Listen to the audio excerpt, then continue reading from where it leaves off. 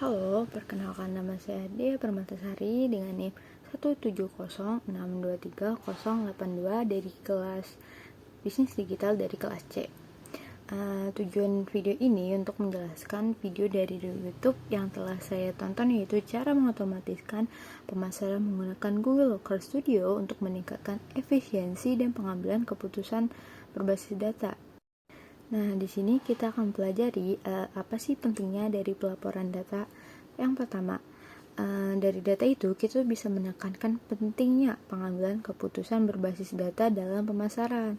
Yang kedua, ada menceritakan kisah dengan data untuk mempengaruhi klien dari klien dan tim kita.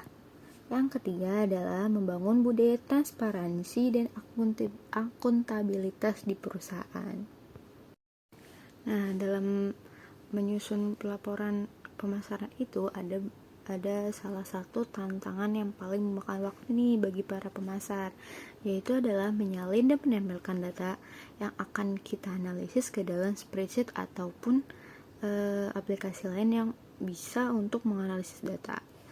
Nah, di sini itu kita bisa menggunakan Google Looker Studio untuk menganalisis datanya, sehingga kita tuh dapat menghemat waktu kurang lebih 1 minggu dan meningkatkan efisiensi yang untuk mempermudah kita. Nah, jadi apa sih Google Looker Studio itu? Mari cek setelah ini.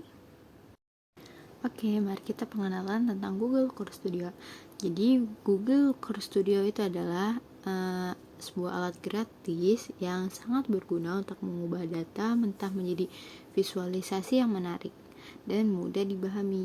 Nah, bayangin aja nih, kita sebagai pemasar kan kita punya banyak banget data yang harus kita olah kan, kayak data penjualan, data website, ataupun data survei. Nah, dengan Looker Studio ini, data-data yang disebutkan tadi itu bisa disajikan dalam bentuk grafik, tabel, peta, dan visualisasi lainnya yang lebih menarik nih buat ditonton maupun dipresentasikan. Jadi apa aja sih yang bisa dilakuin oleh Google Looker Studio? Nah, yang pertama, Google Looker Studio itu bisa buat dashboard. Nah, jadi kita tuh bisa buat dashboard yang berisi berbagai macam visualisasi untuk memantau kinerja bisnis secara keseluruhan gitu loh. Jadi misalnya nih, kita mau bikin dashboard yang menampilkan jumlah pengunjung website, tingkat konversi, dan pendapat dalam satu tampilan. Nah, kayak gitu bisa.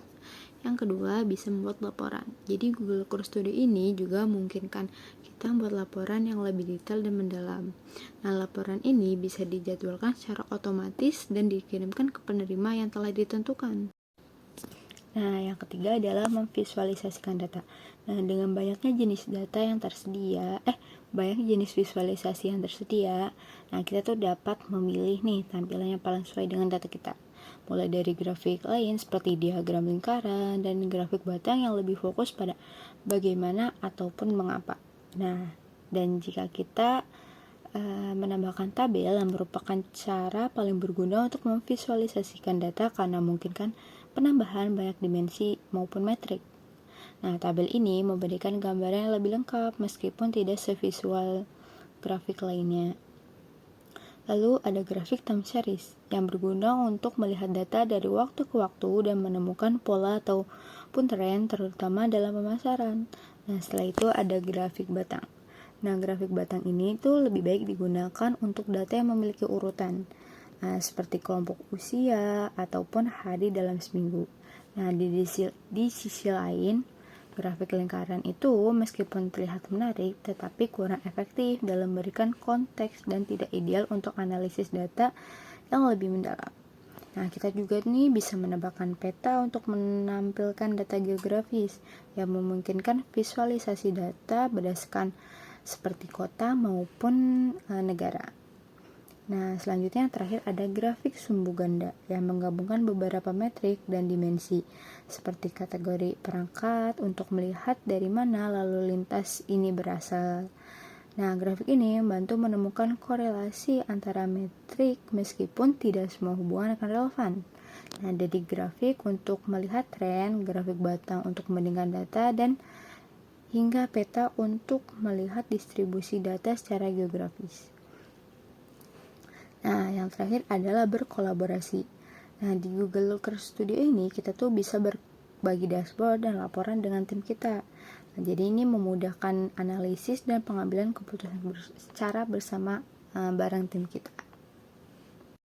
Nah, setelah pengenalan tentang Google Looker Studio, sekarang kita bisa lanjut ke tutorial bagaimana sih cara menggunakan Google Looker Studio. Stay tune.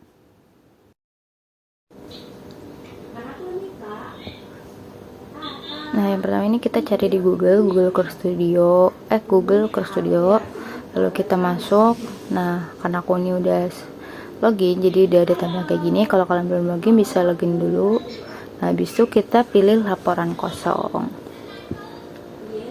Bentar ya, masih loading. Nah, ini tampilannya kalau kalian udah buka itu.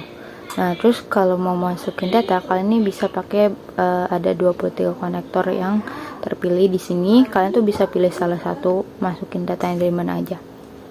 Nah, kalian kalau belum punya data bisa cari dulu datanya di Kaggle ya.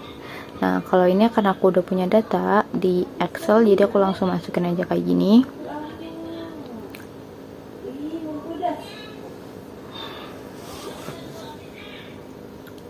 Ntar guys, sinyalnya jelek. Nah, nanti kalau udah kayak gitu bakal muncul data yang kayak gini. Nah, oke, di slide, nah di halaman di tampilan sampingnya ya, ini kan aku udah bikin, jadi tampilannya kayak gini. Nah, kalau kalian mau tambah data baru, kalian bisa pilih ini, tambah data.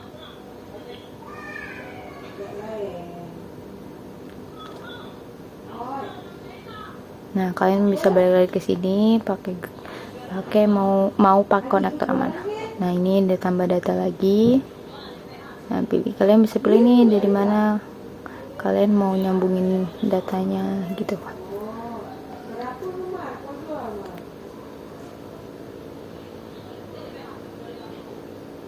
Nah, ini kalau mau nambahkan diagram.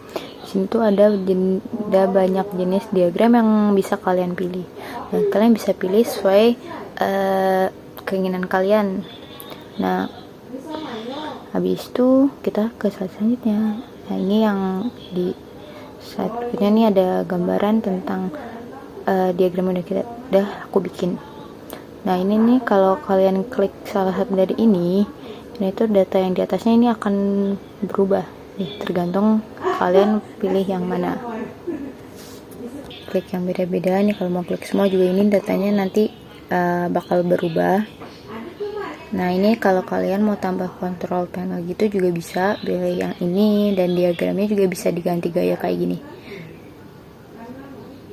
Nah, kalian scroll aja ke bawah kalau ada yang mau diganti. Nah, ini kita juga sebenarnya bisa nih, dimensinya bisa kita ganti bebas dari sesuai yang kalian mau dan ataupun sesuai yang kalian butuhkan.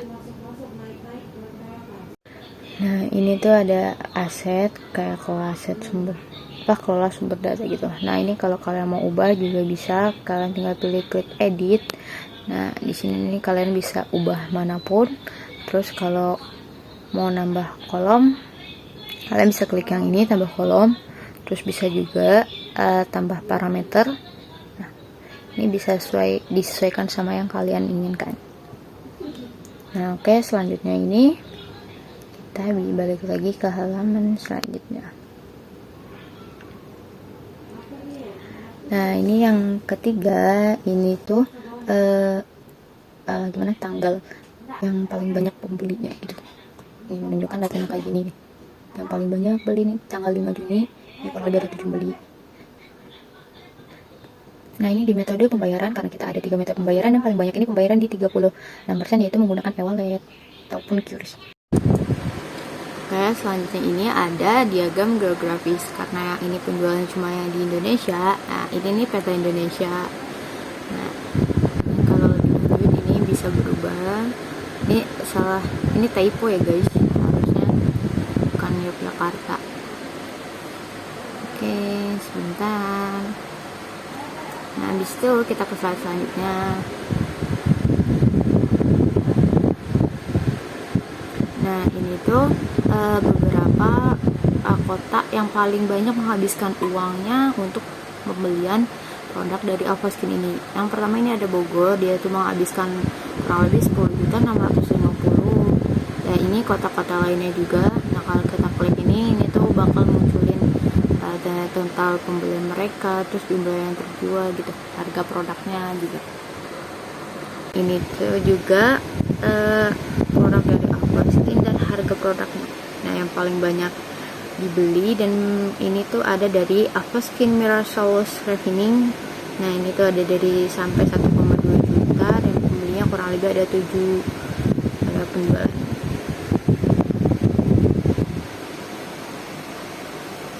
Guys, sarannya kalian bisa pilih diagram yang kemungkinan yang bisa kalian baca aja ya. Saya kayak gini. Terus ini ada diagram apa ya? Pivot kayaknya. Oke, ini tuh menunjukkan pembeliannya tuh naik ke atas gitu. Nah, ini tuh ada diagram, kan ini dari produk Avoskin ini ada 8 yang masuk di data gitu.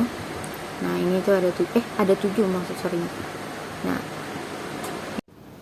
ini tuh peta hierarki atau diagram peta hierarki. Nah, yang ini terus kalau kita sentuh ini per kolom-kolomnya ini tuh bakal nunjukin harga produknya.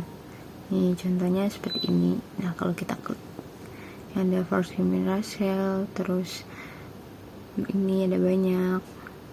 Nah, ini tuh dari produk Avoskin, terus yang ini tuh ID dari transaksinya. Nah, ini deh. Jadi produknya bikin kayak diagram yang menunjuk ke ID transaksinya. Terus yang terakhir ini tuh ada diagram yang kita tuh bisa ubah ininya, total harga di sininya. Ini kalau kita ini kontrolnya dari ini, tambah kontrol nih, kita cari yang kita klik yang penggeser. Nah, ini tuh terus kita bisa tentuin di harga produk dan levelnya mau berapa. Nah, terus kalau kita ubah yang di ini kontrol gitu, kita ubah nih, nanti total dari harga produknya ini juga bisa ikut berubah karena menyesuaikan dari yang kita pilih dari tombol kontrol itu. Nah, ini kalau kita ubah, ini kita pindah tuh, totalnya berubah kan, total harga produknya berubah. Nah, ini kita pilih lagi, kita klik lagi. Nah, terus ini juga dari sini kalian kalau mau nambah halaman, kalian bisa klik di sini nambah halaman. Terus kalau mau menyisipkan yang bikin tambah-tambah diagram juga bisa klik yang disisipkan. Ini ada banyak diagramnya. Terus ini kalau mau edit halaman, terus mau ngatur nih ininya mau kayak gimana, kalian bisa klik dari yang tulisan atur ini. Nah, terus kalau kalian butuh bantuan juga pilih klik bantuan ini, terus kalian pilih desain bantuan yang kalian perlu. Nah, sekian tutorial dari Google Locker Studio. Saya Dia Permatasari pamit undur diri. Semoga materi ini dapat bermanfaat bagi kalian, dan mohon maaf bila materi ini kurang dalam terkait penjelasannya. Sekian, terima kasih. Bye bye.